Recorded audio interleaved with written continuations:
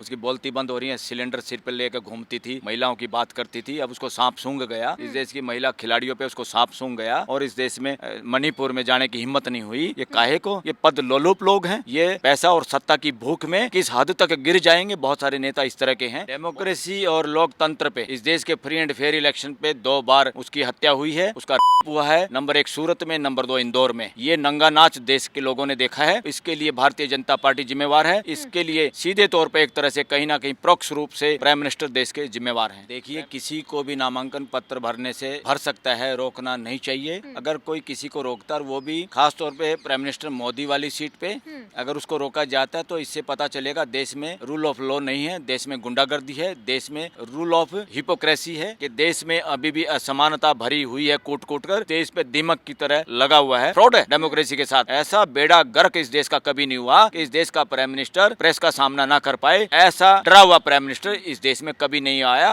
और ठग लोग हैं इस देश में ज्यादातर ऐसे, जो टिकट मांगने के लिए कुत्तों से भी ज्यादा लंबी जीभ निकाल के घूमते रहते हैं।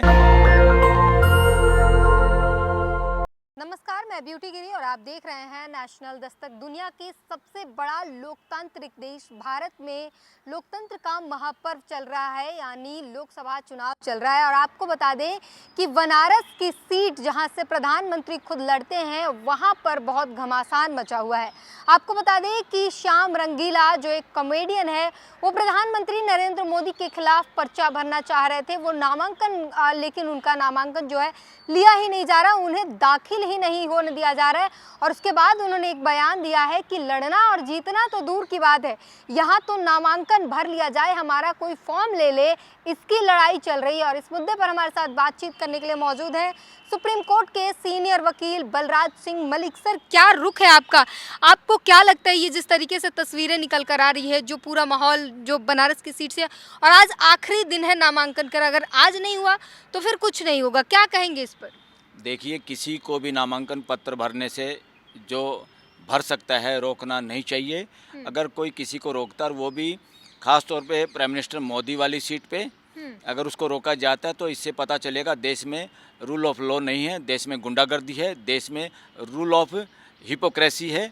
और जो अपने आप में सो कॉल्ड बड़े लोग मानते हैं या सो कॉल्ड बड़े लोग कहलाए जाते हैं, उन जगह पे अगर ऐसा काम होगा तो क्वेश्चन मार्क उन लोगों पे होगा, उन पर्सनैलिटी पे होगा। अगर श्याम रंगीला का फार्म नहीं भरा गया तो इसमें सारा का सारा दोष प्राइम मिनिस्टर नरेंद्र मोदी का होगा, कि उनकी वजह से सारी की सारी जो कर्मचारी लोग हैं, जो इलेक्शन में फार्म भरवाने वाले हैं, जो ऑफिसर होते हैं, रिटर्निंग ऑफिसर वगैरह, वो सारे के सारे, इसका मतलब किसी के पर्सनल नौकर की तरह काम करें, वो इस देश के पब्लिक सर्वेंट की तरह काम नहीं कर रहे हैं। और इस देश की डेमोक्रेसी के लिए, रूल ऑफ लॉ के लिए और देश की न्यायिक व्यवस्था के लिए ये बड़ा प्रश्न है।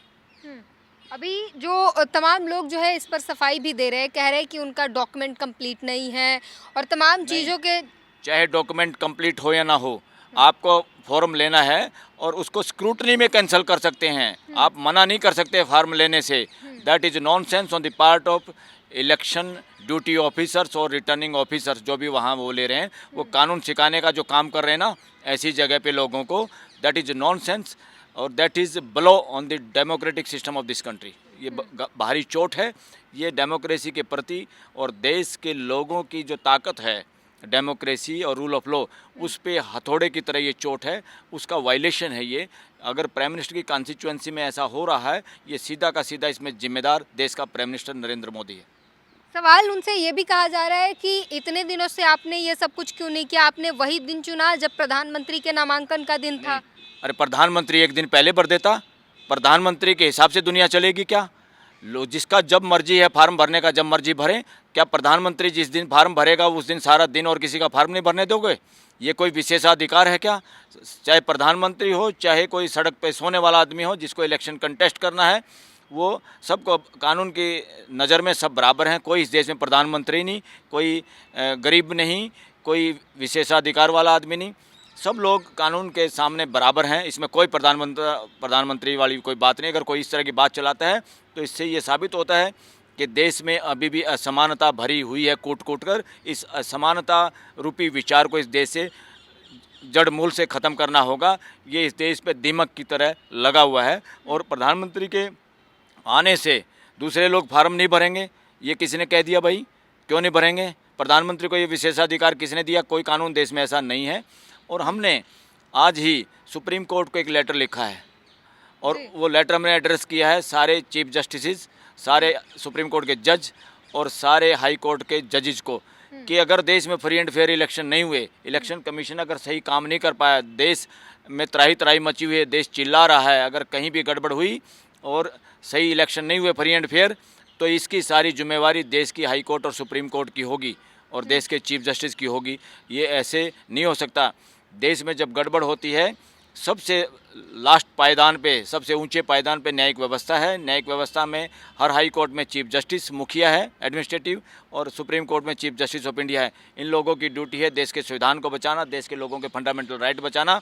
और आज के दिन सबसे ज़्यादा इमरजेंसी कोई देश में है, वो देश में फ्री एंड फेयर इलेक्शन है। फ्री एंड फेयर इलेक्शन में कोई गड़बड़ अगर होती है, उसका अगर इलाज लोगों के पटिशन पे और सुओ मोटो एक्शन अगर नहीं लिया हाई कोर्ट्स और सुप्रीम कोर्ट ने, तो इसकी दोषी सीधे इस देश की हाई कोर्ट्स और देश की सुप्रीम कोर्ट होगी और देश के चीफ जस्टिस होंगे। और देश ये कह पाएगा कि अगर जब हमें दिक्कत थी, जब हमारे हकों का वायलेशन हो रहा था, जब इस देश में फ्री एंड फेयर इलेक्शन नहीं हो रहे थे, हाई कोर्ट्स और सुप्रीम कोर्ट अगर तमाशा देखती रहेंगी और कुछ नहीं कर पाएंगी और देश इससे परेशान होगा, तो इसका दोषारोपण देश की न्यायिक व्यवस्था पे होगा। 24 घंटे से ज़्यादा का समय हो गया है, ये श्याम रंगीला का विवाद जो है लगातार चल रहा है और वो भी कह रहे हैं कि लोकतंत्र को घुटते हुए देखा हमने। वो कई बार जो है मेल, स्क्रीनशॉट, कंप्लेन सबकी जो है फ़ोटो डाल रहे हैं ट्विटर पर और इलेक्शन कमीशन से प्लीज़ करके रिक्वेस्ट कर रहे हैं कि प्लीज़ आप मेरा मेल देखो, मेरा कॉल देखो, मेरा नामांकन ले लो। आखिर ऐसी क्या वजह है कि इलेक्शन कमीशन सुन ही नहीं रहा? डेमोक्रेसी और लोकतंत्र पे, इस देश के फ्री एंड फेयर इलेक्शन पे 2 बार उसकी हत्या हुई है, उसका रेप हुआ है। नंबर 1 सूरत में, नंबर 2 इंदौर में। ये नंगा नाच देश के लोगों ने देखा है। इसके लिए भारतीय जनता पार्टी जिम्मेवार है। इसके लिए सीधे तौर पे एक तरह से कहीं ना कहीं परोक्ष रूप से प्राइम मिनिस्टर देश के जिम्मेवार हैं, प्राइम मिनिस्टर और गृह मंत्री। मतलब आप कह रहे हैं श्याम मीरा से प्रधानमंत्री जो है श्याम रंगीला से प्रधानमंत्री जो है घबरा गए, डर गए हैं? घबरा गए कि डर गए वो तो अलग बात है। जो लोग नीचे हैं, बैठे हैं, जो इलेक्शन ड्यूटी कर रहे हैं, या इलेक्शन कमिश्नर हैं, या दूसरे जो लोग हैं, या उसकी पार्टी के जो लोग हैं, ऐसा होने से रोकने के लिए वो जिम्मेदार हैं। अगर वो ऐसा होने से रोकते हैं तो कहीं ना कहीं इसकी जिम्मेवारी परोक्ष रूप से देश के प्राइम मिनिस्टर नरेंद्र मोदी की है। जिनकी कॉन्स्टिट्यूएंसी में इस तरह का गुंडागर्दी हो रही है, जहाँ लोगों के फार्म नहीं भरे जा रहे, देश के नागरिक इलेक्शन कंटेस्ट करने के लिए अपने फार्म नहीं भर पा रहे और उनके फार्म को कोई स्वीकार नहीं कर पा रहा, इस तरह की गुंडागर्दी ये देश बर्दाश्त नहीं करेगा। ये बहुत गलत है देश के लिए। तो फिर ऑनलाइन का भी तो ऑप्शन है, ऑनलाइन कर सकते हैं वो तो। अगर ऑनलाइन का ऑप्शन है तो ऑनलाइन कर सकते हैं। अगर आज उनका फॉर्म नहीं लिया तो ऑनलाइन भर दें। और कईयों का अगर ये होगा भी आज मैं भरूंगा, प्राइम मिनिस्टर भरेंगे तो मैं भी आज भरूंगा, इसमें दिक्कत भी कुछ नहीं। क्या दिक्कत है इसमें? इसमें उनको दिक्कत, प्राइम मिनिस्टर ऑनलाइन भर देते, देश का तेल भी बच जाता, देश की सुरक्षा जो करने पे खर्चा आता वो भी बच जाता। वो दिल्ली में बैठ के क्यों नहीं भरते? वो दिल्ली में बैठ के भाषण भी दे लें देश के लिए ऑनलाइन। टेलीविज़न तो सारा गोदी मीडिया हो रहा है, उस पर भाषण दें। वो जगह जगह क्यों घूम रहे? क्यों सुरक्षा का खर्चा इस देश के सिर पे वो हो रहा है? ये खर्चा सारा बीजेपी को देना चाहिए। कोई भी इलेक्शन का खर्चा, इवन सरकारी जहाज जो प्राइम मिनिस्टर पहली बात तो यूज करना नहीं चाहिए, उनको पार्टी के प्रचार के लिए उनको वो जहाज मिलना नहीं चाहिए। अगर वो जहाज यूज भी करते हैं सुरक्षा के चक्कर में, तो उसका सारा खर्चा बीजेपी से रिकवर करना चाहिए, एडवांस में भरवा लेना चाहिए। इन लोगों के पास बहुत पैसा है, बहुत चंदा चोरी और जो इलेक्ट्रल बॉन्ड के साथ जो भ्रष्टाचार किया, सबसे ज़्यादा पैसे इनके पास है। और ये तो अगर डिबेट कर लें तो इनको भाषण करने की जरूरत नहीं प्राइम मिनिस्टर को।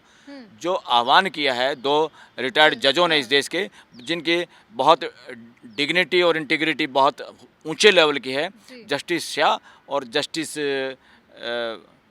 नाम मैं उनका भूल रहा हूँ अभी, 2 जजों ने, एक हाई कोर्ट के चीफ जस्टिस रहे, एक सुप्रीम कोर्ट के जज रहे, दोनों ने कहा कि हम चाहते हैं देश की तरफ से हम पर्सन पूछे और दोनों आदमी डिबेट में शामिल हों, राहुल गांधी और नरेंद्र मोदी। मैं तो कहता हूँ और भी नेताओं को कर लो शामिल। बीजेपी ने इस डिबेट को एक्सेप्ट तो किया है, लेकिन वो कह रहे हैं कि नरेंद्र मोदी नहीं होंगे इस डिबेट में। भारतीय युवा मोर्चा के अध्यक्ष अभिनव प्रकाश जो हैं वो इस डिबेट को करेंगे, प्रधानमंत्री मोदी नहीं। उससे कोई बुराई नहीं। अगर राहुल के सामने वो अपने युवा मोर्चे के अध्यक्ष को लगाना चाहते डिबेट में, तो कांग्रेस के पास भी युवा मोर्चा का अध्यक्ष है, वो नरेंद्र मोदी से कर ले। क्या दिक्कत है? दोनों का पता चल जाएगा। देश के युवा प्रश्न पूछेंगे और सामने दो आदमी नेता अपने आप को जो कह रहे हैं प्राइम मिनिस्टर हैं और दूसरे राहुल गांधी हैं और भी कोई नेता देश का हो, तो सब लोगों का इंटरव्यू होना चाहिए। देश को पता होना चाहिए इनमें कितना दम है।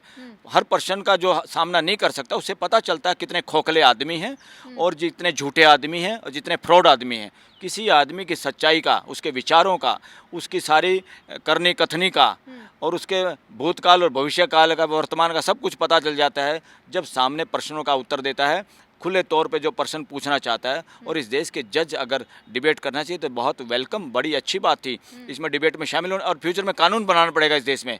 इस देश के लिए जो अपने आप को प्राइम मिनिस्टर का कैंडिडेट माने या मुख्यमंत्रियों का कैंडिडेट माने, उन सारे लोगों को कम से कम डिबेट में शामिल होना चाहिए, इंटरव्यू देना चाहिए, ओपन फ्री प्रेस के सामने, फ्री लोगों के सामने, सुप्रीम कोर्ट या उन लोगों के सामने जिन पे ये देश ज़्यादा विश्वास करता है, उन पत्रकारों के सामने, ताकि ऐसे पदों पे जाने से पहले इनको पूरा छाननी में छान लेना चाहिए ताकि कोई गंदा, भ्रष्ट, व्यभिचारी सीएम या पीएम ना बन सके इस देश का। लेकिन सवाल बीजेपी ये कह रही है कि राहुल गांधी होते कौन है प्रधानमंत्री नरेंद्र मोदी के साथ बहस करने वाले? ना तो वो अध्यक्ष हैं कांग्रेस के, ना ही वो पीएम के कैंडिडेट है। पहले ये तय कर लो कि पीएम के कैंडिडेट घोषित कर लो, उसके बाद पीएम से कराएंगे डिबेट। पहली बात तो ये मूर्खता है, पीएम के कैंडिडेट घोषित नहीं होने चाहिए। एज पर कॉन्स्टिट्यूशन कोई पीएम का कैंडिडेट नहीं हो सकता इस देश में। संविधान ये कहता है पहले एमपी बनाओ, member parliament, then member of parliament, house will decide who is the leader.